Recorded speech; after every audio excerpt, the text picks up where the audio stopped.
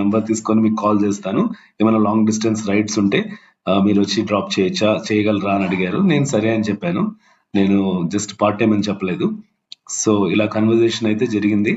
ఈ bike taxi Rapido గురించి కూడా అడిగాను. ఈ అమ్మాయి బెంగళూరుకి నిన్ననే వచ్చింది. ఫస్ట్ టైం వాళ్ళ ఫ్రెండ్స్ ఎవరో చెప్తే ఈ బైక్ టాక్సీ యూజ్ చేసుకొని వాళ్ళ ఆఫీస్ దగ్గరికి వచ్చేసి ల్యాప్టాప్ ఏదో వెనక్కి ఇవ్వాలని చెప్పేసి వచ్చేసిందంట. సో ఇలా ఉంటాయండి బైక్ టాక్సీలు. అమ్మాయిలు అబ్బాయిలు చిన్నపిల్లలు పెద్ద పిల్లలని తేడా లేకుండా చాలా మంది Rapido bike taxi Uber bike టాక్సీని యూజ్ చేస్తున్నారు. అంటే కంపేర్ చేసుకుంటే ర్యాపిడో కన్నా ఊబర్నే అమ్మాయిలు ఎక్కువ యూజ్ చేసుకున్నారని చెప్పాలి.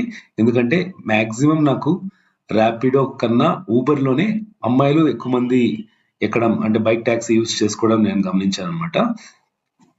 ఇక్కడే అడుగుతుంది అమ్మాయి, జస్ట్ మళ్ళీ నేను వెనక్కి వెళ్ళాలంటే మీరు వస్తారా అంటే, మీరు ట్రై